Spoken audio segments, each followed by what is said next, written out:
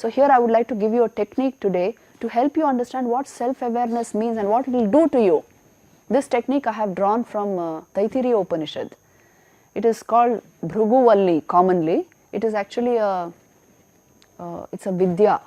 Vidya means a kind of a meditation technique which takes you to the knowledge of the self, which awakens you to full consciousness, what we are discussing just now. So this technique takes you there. That is why it is actually called Bhargavi Varuni Vidya. It's a vidya.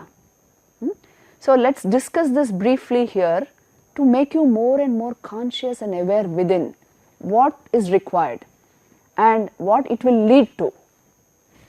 See, it starts like this. This portion starts like this. There is this young sage called Bhrigu. It's a story, so you'll enjoy it. This Bhrigu Rishi, he's a young man. His father is Varuna. He's also a Rishi.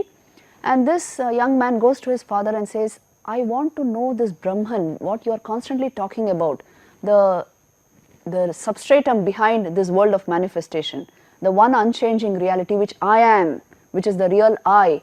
I want to know this. How do I go towards this knowledge? How do I know who I am?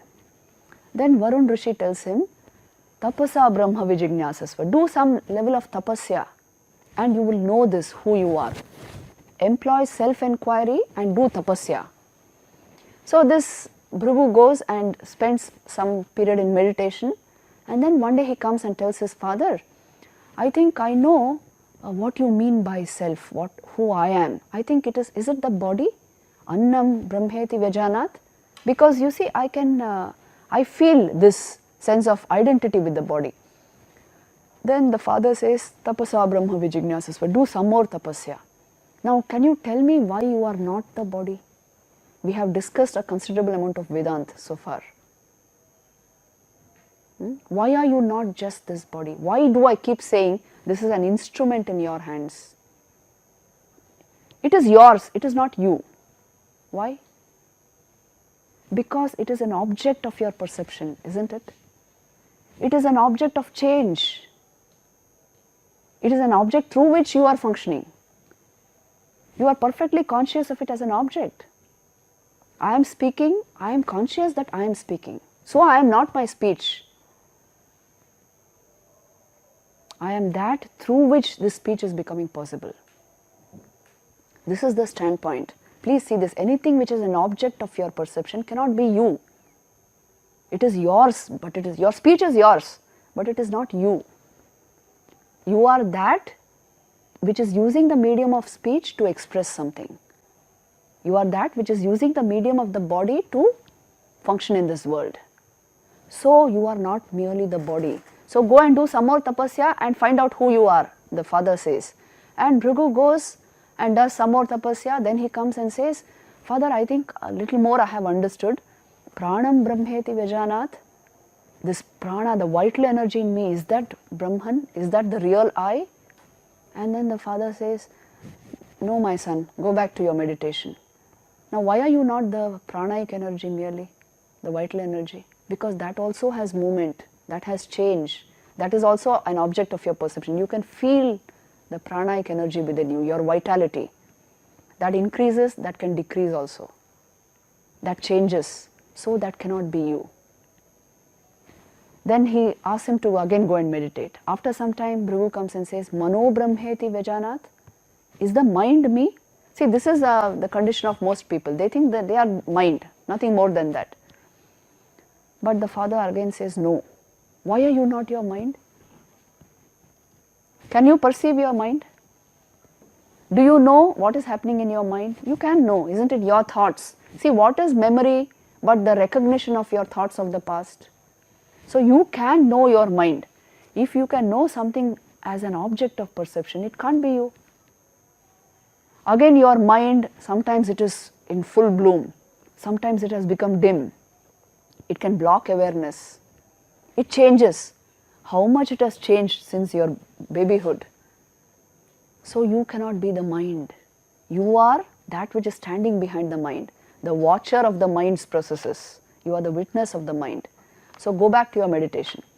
After some time, Bhrigu comes and says, I think this time I have understood.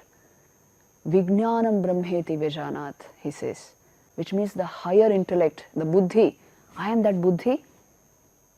ये भी हम बोलते हैं ना, I am my intellect. You see, I am recognized for my intellect. Are you your intellect? Why? Why not? Now you are catching the spirit of the Upanishads because you are giving the right, you are nodding correctly. Why are you not your buddhi merely? You can sharpen it, you can hone it, you can also unsharpen it. You can make it blunt. It is changing. And you again perceive your intellect as an object. So you are not merely your intellect. Then again he goes back to his meditation. After some time he comes and says, Anandam Brahmeti Vyajanat. I think that Anandamay Kosh, the causal body it is called, through which streams out the light of the Atman. That is me. And then the father says, you have come very close to the source of your being. Now at this point, if you ask yourself, who is it who is feeling this Anand? Who is it who is feeling this streaming out of consciousness into the body mind? You will come to the core essence of your personality. And this is how Bhrigu Rishi, just through self-inquiry and meditation, plunged into self-knowledge, into the Atman, and came to know that he is that consciousness which is enlivening this entire apparatus. He is functioning through it, but he is totally apart from it. He is of the nature of existence, consciousness, bliss. He is the very source of that mental awareness through which he is studying all this. He is nothing but an image of Brahman, what he is worshipping. He is nothing but that in the form of the Atman, pure consciousness, and that is actually illumining all aspects of his personality. And what comes out of this knowledge, this also this Upanishad will tell you, Annavan Annado Bhavati, which means due to this understanding, Bhrigu developed a very healthy physical system. Annavan Annado Bhavati actually means this, that he developed great health. Because I am telling you, if the light of awareness is made to stream unobstructed in the body, it results in health. The science of Ayurveda will tell you this. If you block pranic energy, vitality is nothing but an aspect of your awareness, the physical aspect of your awareness. That's why if you commit pran, you develop a higher awareness. So, if you actually allow awareness to flow unobstructed in your system, it results in health. And if you allow it to flow unobstructed in your mind, it results in mental awareness, great mental awareness, where you can actually see thoughts objectively, so you can handle them. Annavan Annado Bhavati, Mahan Bhavati, he becomes great naturally. Prajaya, Pashubhi, Praja here is like-minded. It doesn't essentially mean children, it means like-minded, great minds will come to you. Pashubhi, Pashu was a measure of wealth, great wealth will come to you. Brahma Varchasena, by your Brahma Varchas, by the tej of your personality, by the light in your personality, and Mahan Kirtya, great fame will be yours due to this. If the self is brought into full manifestation, you see Vivekananda says this in so many ways he has put this. Call upon the sleeping soul and see how it awakens, he says. Power will come, glory will come, goodness will come, purity will come, all that is excellent will come once the soul is aroused to self-conscious activity. This is what they are trying to tell you in the Upanishads. You awaken to the reality, the body-mind complex will be taken care of. In fact, your health is guaranteed. Even mental health is guaranteed if awareness comes to the forefront in your mind. So this is the method given to you, and what this will bring into your life is utter clarity and confidence. You are clear about everything. Any information coming in front of you, you see your present day study material coming in front of you, your mind is so clear, you soak in the information. High levels of concentration will develop. Due to this, immense clarity remains and confidence born of that clarity. You know how confident men of realization are? That is why they are the great movers of this world. world movers, Vivekananda used to call them. Once somebody told the Buddha, well, what you say does not exist in the scriptures. Then Buddha said, well, then you put it there.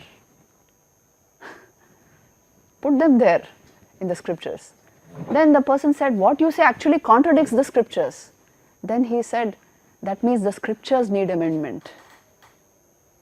This is what is called confidence. Because it is an experience with you. If the inside is absolutely clear, if you have found your way to the source of your being, everything is taken care of.